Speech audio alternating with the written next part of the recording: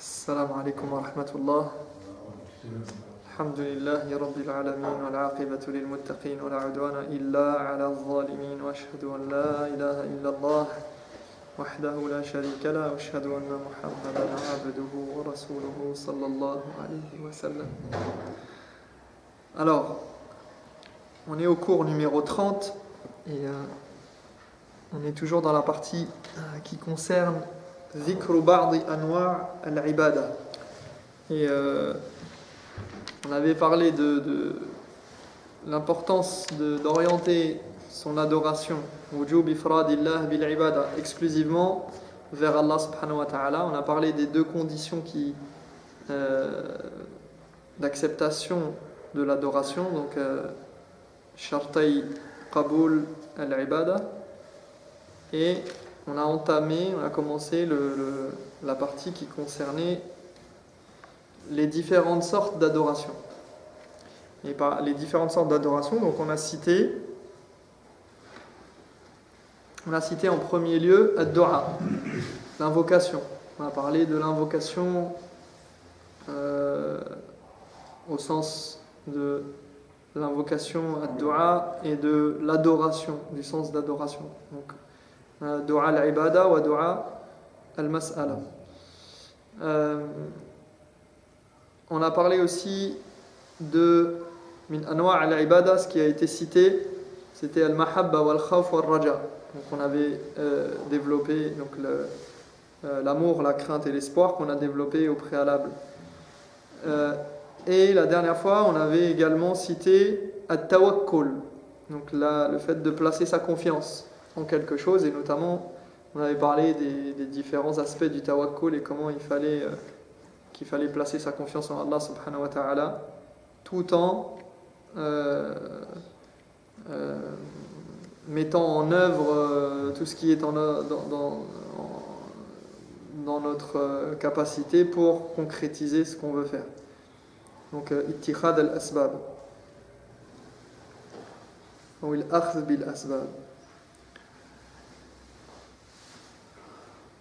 Donc aujourd'hui, on continue et on avance. On va essayer de terminer la partie soit aujourd'hui, soit dans le cours prochain, Inch'Allah. يقول وأيضا من أنواع العبادة الرغبة والرهبة والخشوع. هذه ثلاث أنواع. Donc on nous cite ici en commun trois. Donc ils ont séparé chacune de ces. On va séparer chacune de ces adorations, mais c'est mis ensemble dans le même groupe. Et ils ont mis donc sixièmement, septièmement et huitièmement. Donc, alors on va un peu différencier. On va voir qu'on va retrouver ce qu'on a dit un petit peu par rapport à l'amour, l'espoir et la crainte, et, enfin notamment l'espoir et la crainte. Donc ici on a ar-raghba, donc on a l'espérance, ou bien qu'on pourrait traduire aussi éventuellement selon le contexte par l'espoir, et la crainte et l'humilité, al-khushu'. Donc on va les prendre une à une.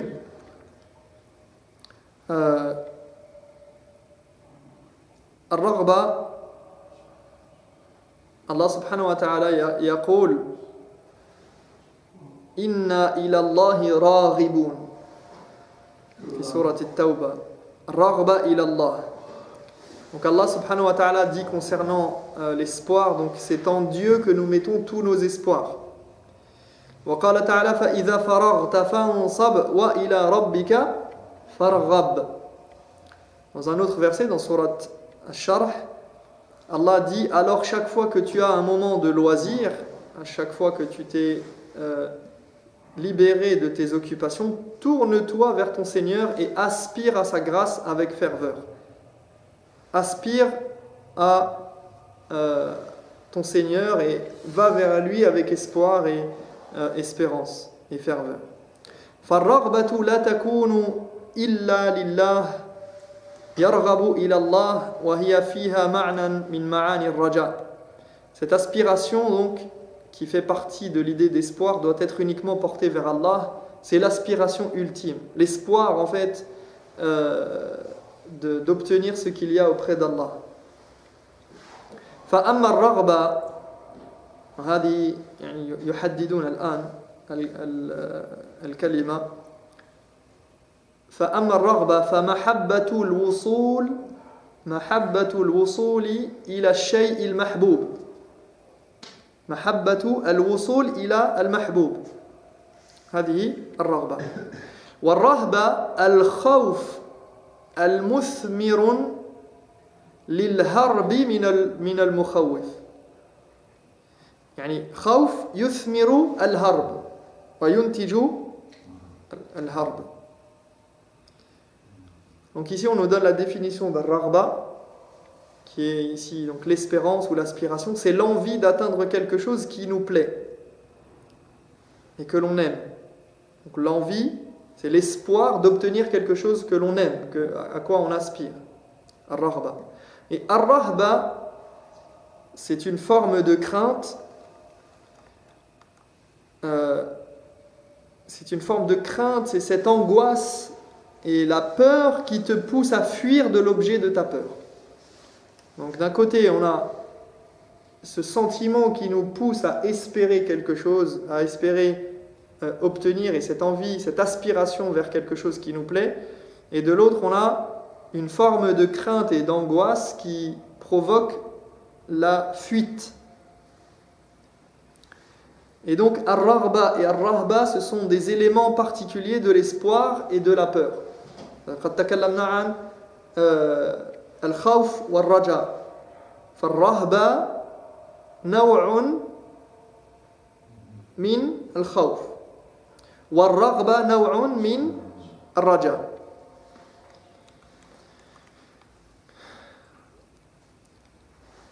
Donc سابعا الرهبة لا تكون إلا من الله تعالى أيضا على الحقيقة وهي وإياي فارهبون.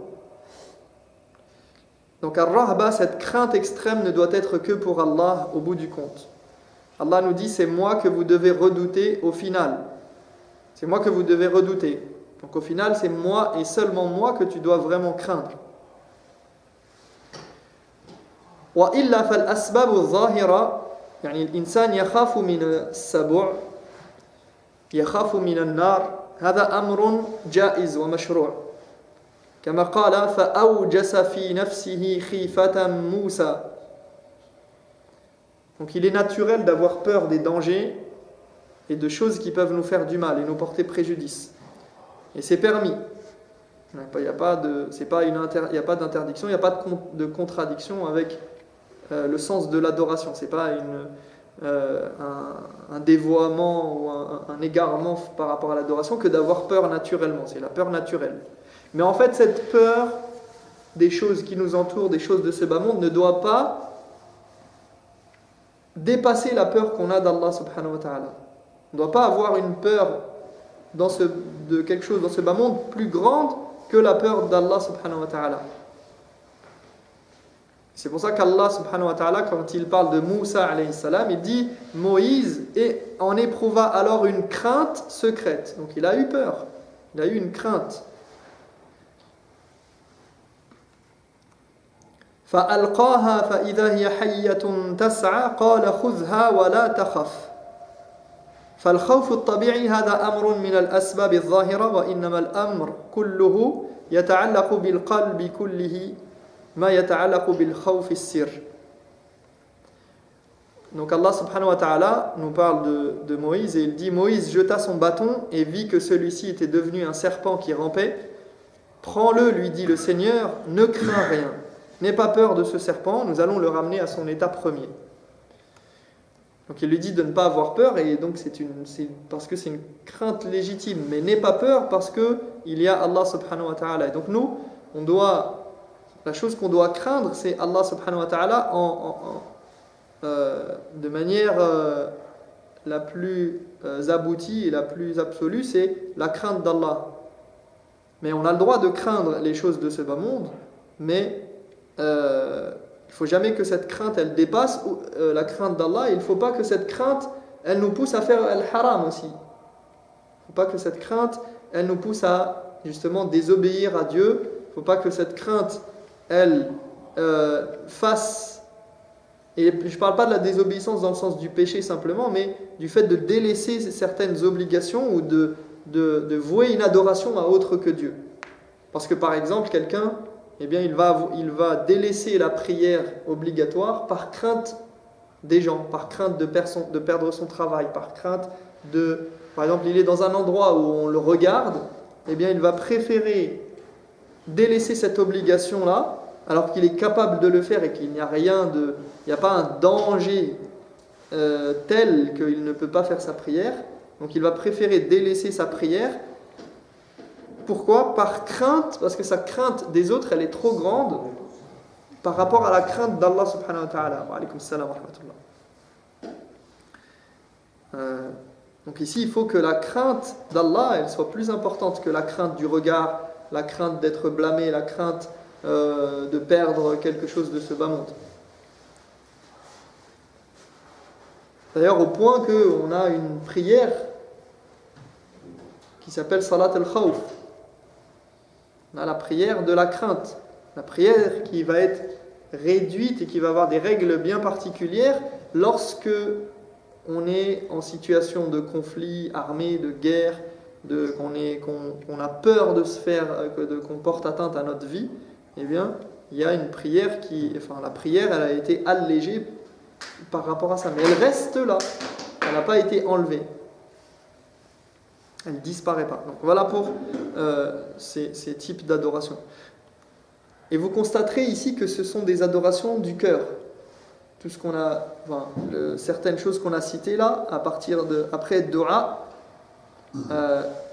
on a cité l'amour, donc la crainte et l'espoir d'une manière, dans le concept le plus général, at-tawakkul, la confiance, et maintenant ar-raghba wal-rahba wal-khushu', ce sont des choses qui émanent du cœur. Hada min al-qalb, ibadat qalbiyya hadi. Fa amma al-khushu' فهو الذل والخضوع لعظمة الله تعالى بحيث يستسلم لقضائه الكوني والشرعي. Donc ici, on nous parle huitièmement de l'adoration qui consiste à... donc c'est le khushu', c'est l'humilité. Cela consiste en quoi ? C'est ici le rabaissement et la soumission devant la majesté de Dieu. Le rabaissement et la soumission. Adh-dhul wal-khudu', yani l'istislam. De sorte que le croyant se soumet à son ordre universel autant qu'à son ordre législatif. Donc al-qada al-kawni fi al-kawn, لأن الله سبحانه وتعالى يقضي في الكون, والقضاء الشرعي يعني الدين الأحكام الشرعية. Donc la personne se soumet à son ordre universel, à l'ordre que Allah a établi dans l'univers, et donc au destin, aux choses qui sont prescrites dans sa destinée, et aux choses qui sont des règles établies dans l'univers auxquelles on ne peut pas aller, contre lesquelles on ne peut pas s'inscrire. C'est-à-dire qu'on ne peut pas aller à l'encontre de ces règles-là, comme quelqu'un qui n'accepte pas que des gens meurent. C'est un qada shar'i, kauni, c'est quelque chose qui est inscrit dans l'univers comme ça. Les choses doivent disparaître et mourir. On ne peut pas aller à l'encontre de ça. La personne, elle doit avoir dans son cœur cet istislam, cette soumission du fait qu'on ne peut pas dépasser ça. Il y a des choses qu'on ne peut pas connaître, il y a des choses qu'on ne peut pas contrôler, et cet univers. Et l'univers, Allah subhanahu wa ta'ala, il l'a fait d'une certaine manière et il l'a voulu ainsi. Donc la personne, dans son cœur, elle doit se soumettre à cette volonté de son Seigneur. Qu'il comprenne ou qu'il ne comprenne pas la sagesse qu'il y a derrière.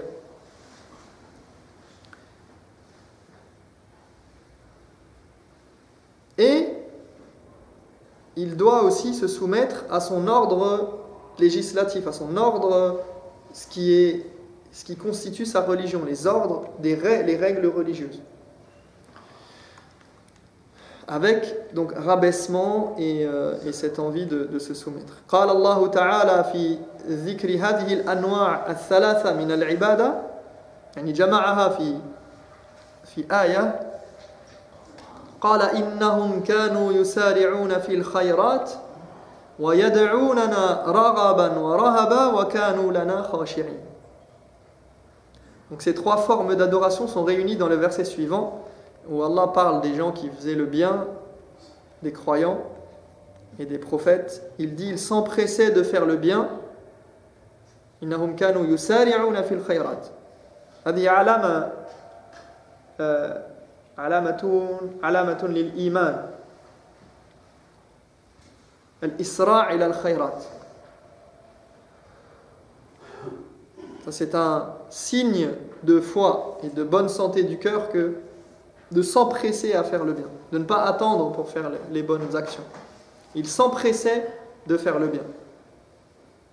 Pas seulement il faisait le bien. يسارعون في الخيرات.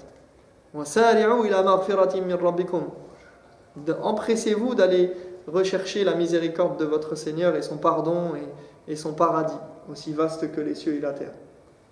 Al-Isra' ila al-khayrat. Donc ils s'empressaient de faire le bien et ils invoquaient Dieu. Il dit nous invoquaient de quelle manière? Par espoir et par crainte et faisaient preuve d'humilité devant nous. Donc voilà des caractéristiques des croyants et des meilleurs des croyants, les meilleurs parmi les croyants, les prophètes. Donc voilà pour ce qui est de encore ces adorations. On passe à une nouvelle adoration qui est citée, neuvièmement, wa min anwa'iha al-khashya. Al-khashya, وهذا يدخل في باب الخوف كذلك. وهي الخوف المبني على العلم بعظمة من يخشاه وكمال سلطانه. كيف نفرق بين الخشية والخوف؟ بالعلم. الخشية تكون مع العلم بعظمة من يخشاه وكمال سلطانه وقدرته وعزته. قال الله تعالى فلا تخشوهم واخشوني. فلا تخشوهم واخشوني. Donc ici on a neuvièmement la vénération ou la crainte révérentielle, al-khashya. C'est une crainte basée sur la connaissance de la grandeur de la chose dont on a peur et l'aboutissement de son pouvoir. Donc on différencie cette crainte de l'autre crainte, de al-khashya et al-khawf, on les différencie par la connaissance. On peut avoir peur de quelque chose qu'on ne connaît pas. D'accord ? Une peur simplement parce que justement, souvent, on a peur des choses qu'on ne connaît pas. L'homme craint ce qu'il ignore. Il a peur d'aller s'aventurer quelque part qu'il ne connaît pas. Quand vous prenez l'habitude, vous n'avez plus peur. Il a peur de rencontrer des nouvelles personnes. Il a peur de l'étranger. Il a peur de ce qui sort de l'ordinaire, de ce qu'il ne connaît pas. D'accord ? Et ce n'est pas forcément à juste titre. Donc c'est par ignorance qu'il a peur. Et la peur aussi peut être parfois provoquée par... C'est-à-dire on a peur de quelque chose, encore une fois, parce qu'on ne connaît pas bien Allah subhanahu wa ta'ala. Si on connaît bien notre Seigneur, eh bien on n'aura pas peur de certaines choses qui nous entourent.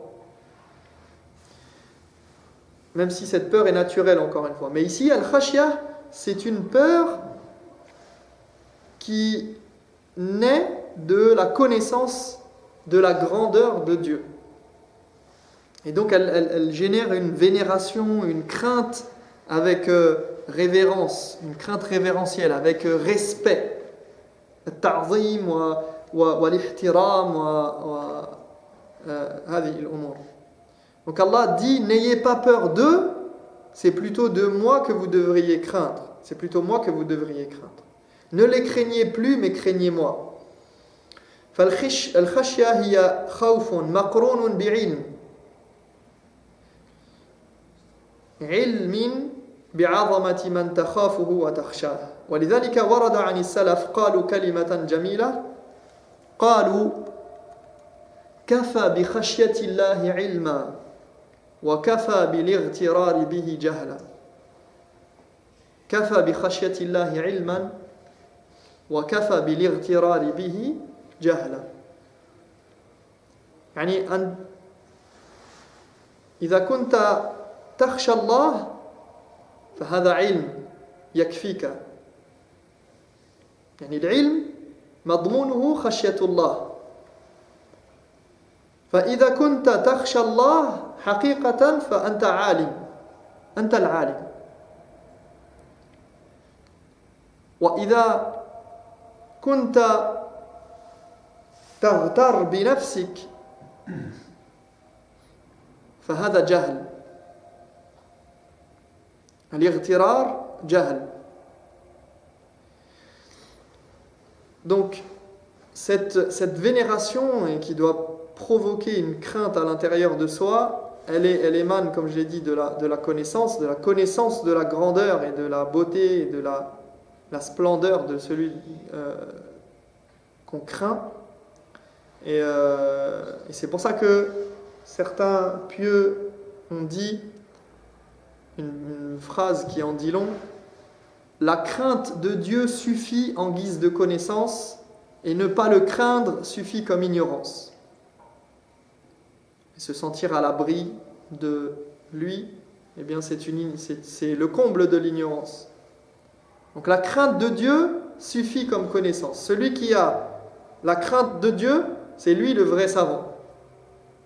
Puisque d'ailleurs la science, elle est faite pour craindre Allah, elle est faite pour nous amener à la crainte de Dieu.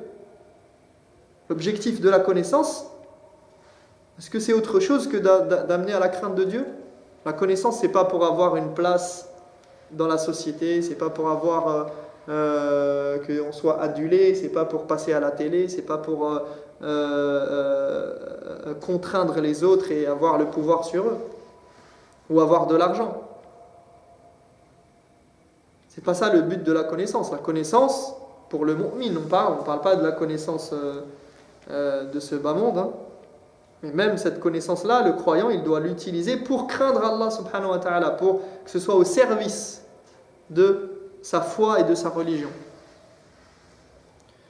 Et donc, cette crainte de Dieu, c'est la connaissance ultime.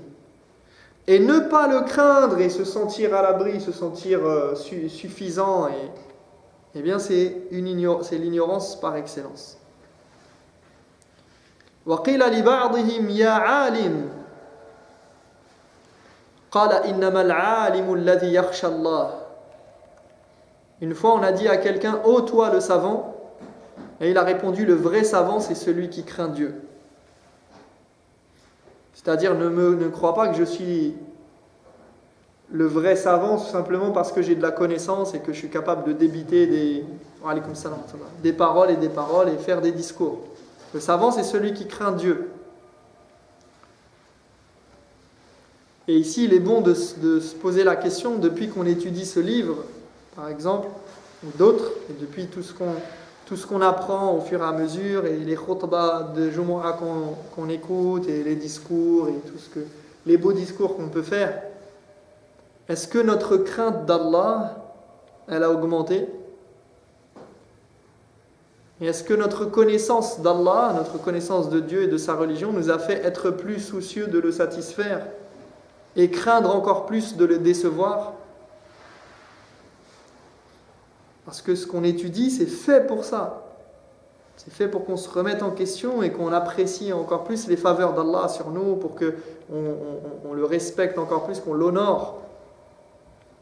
Donc notre crainte d'Allah, elle doit augmenter avec notre connaissance.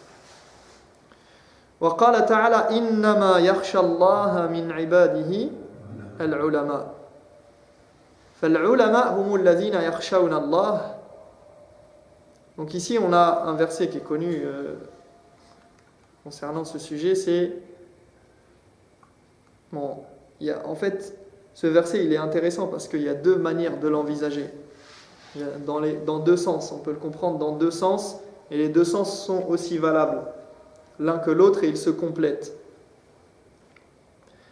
يعني فيه والله أعلم يعني معنيان يعني إنما يخشى الله من عباده العلماء يعني العلماء الذين تعلموا الفقه وصلوا إلى خشيته فمن تعلم وفقه في دينه وتفقه فسوف يصل إلى خشية الله والعكس كذلك من يخشى الله فهو العالم. Donc ici on a les deux compréhensions, c'est seuls les savants, seuls ceux qui ont appris, qui ont étudié, qui se sont fatigués et qui ont compris les choses vont atteindre ce degré de vénération pour Allah et de crainte révérentielle. Ils vont atteindre ce degré de crainte avec respect et d'honneur de leur Seigneur. D'accord ? Donc ça veut dire, effectivement, on sait que plus on apprend sur Allah, plus on va gagner en crainte normalement. Mais, à l'inverse, on comprend aussi à travers ce verset que les savants, les véritables savants, ce sont ceux qui craignent Dieu. Celui qui craint Dieu, c'est lui le vrai savant.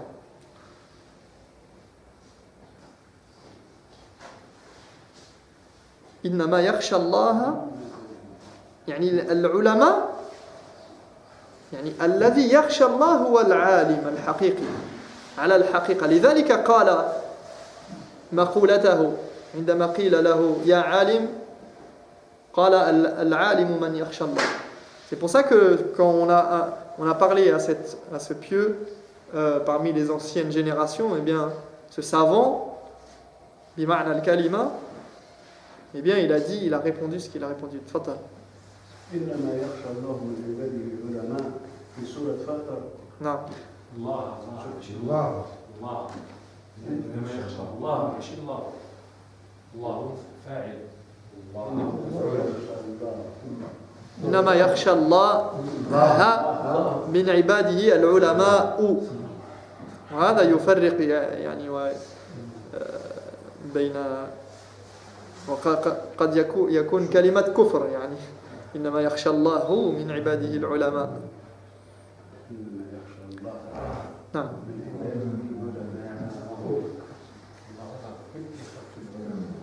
Donc voilà pour ce sens de al-khashya. Dixièmement, ومنها الإنابة وهي الرجوع إلى الله تعالى بالقيام بطاعته واجتناب معصيته. قال الله تعالى وأنيبوا إلى ربكم وأسلموا له. Dixièmement, le retour et la réforme de son être, qui consiste à revenir vers Dieu en s'acquittant de ses obligations. Donc al-inaba, le retour, d'accord, inaba, le retour avec la réforme de son être. Donc ça consiste à revenir vers Dieu en s'acquittant de ses obligations, donc en lui obéissant, et en évitant ses interdits, et donc de lui désobéir. Allah a dit, revenez donc vers votre Seigneur, soumettez-vous à lui. هذه الآية في غاية الروعة وأنيبوا أي بقلوبكم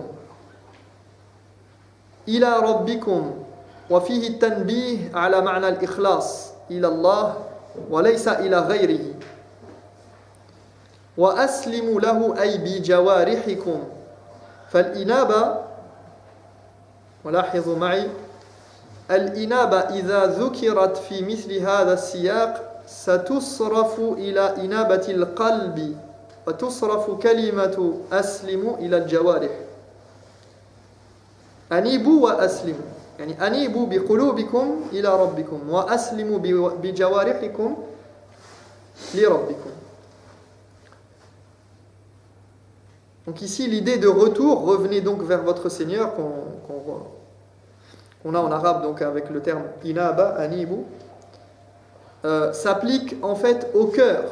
Donc revenez vers votre Seigneur avec votre cœur. Votre cœur doit revenir vers votre Seigneur. Alors que la soumission ici qui est citée dans le verset, soumettez-vous à lui, eh bien elle s'applique au corps.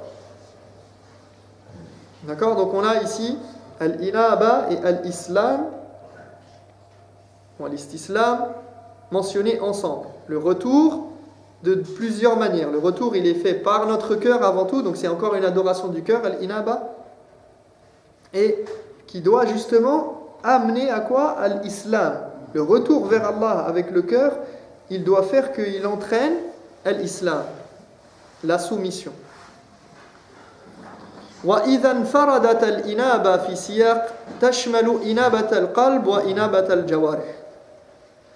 Donc lorsque le mot inaba est seul, il englobe le corps et le cœur. D'accord? Donc il peut désigner soit le cœur spécifiquement, comme ça là, soit il désigne lorsqu'il est tout seul, dans un contexte de manière générale et absolue, eh bien il désigne en même temps le cœur et le corps. فيقول والإنابة هي الرجوع إلى الله تعالى بالقيام بطاعته واجتناب معصيته قال تعالى وأنيبوا إلى ربكم وأسلموا له يقول سبحانه وتعالى وما يتذكر إلا من ينيب. Allah dit dans le Coran également, seul s'en rappelle celui qui revient repentant à lui. فمن الذي سينتفع بالموعظة ويتذكر وينمو الإيمان في قلبه؟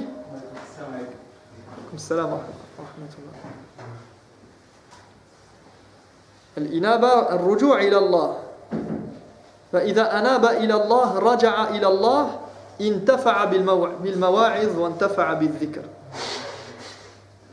Qui est celui qui tire profit des exhortations et s'en rappelle et dont la foi grandit dans le cœur? C'est celui qui revient vers Allah. وما يتذكر إلا من ينيب. Seuls s'en rappellent ceux qui reviennent vers Allah. Celui qui fait l'effort et la démarche de revenir vers Allah de plein gré et de tout son être, eh bien, il tirera profit des invocations, des exhortations, pardon, et des rappels, et sa foi va grandir. Et d'ailleurs, c'est un sens qui est intéressant, parce que c'est un sens qui est réel, non seulement du point de vue de la foi, mais également c'est un sens qui pourrait s'appliquer même psychologiquement. C'est-à-dire que quelqu'un qui a la volonté de revenir vers Dieu, par exemple, et qui vient à la Jumu'ah avec cette volonté-là, avec ce cœur ouvert et ses oreilles attentives, eh bien il est mis dans des dispositions psychologiques qui lui permettent de tirer profit du rappel. Contrairement à celui qui viendrait et qui dit bon, Jumu'ah, si l'imam il va encore nous prendre la tête, il va encore nous parler de je sais pas quoi, c'est bon tous les vendredis là, il vient s'asseoir, il fait son truc et puis il est là. Là lui il va pas tirer profit parce que déjà il n'est pas dans des dispositions intellectuelles et psychologiques pour pouvoir tirer profit du rappel. De la même manière, celui qui s'assoit devant quelqu'un en qui il n'a pas confiance ou qu'il n'aime pas, qu'il n'apprécie pas, il ne tire pas profit parce que, par exemple, il vient s'asseoir et il dit « Ah, moi je connais déjà tout ça, c'est bon, j'en ai pas besoin. J'ai pas besoin d'écouter cette personne-là, ou il raconte n'importe quoi, ou j'aime pas sa tête, ou j'aime pas ce qu'il raconte. » Eh bien, cette personne-là, elle ne peut pas tirer profit de ce discours-là. Donc c'est intéressant de faire ce lien.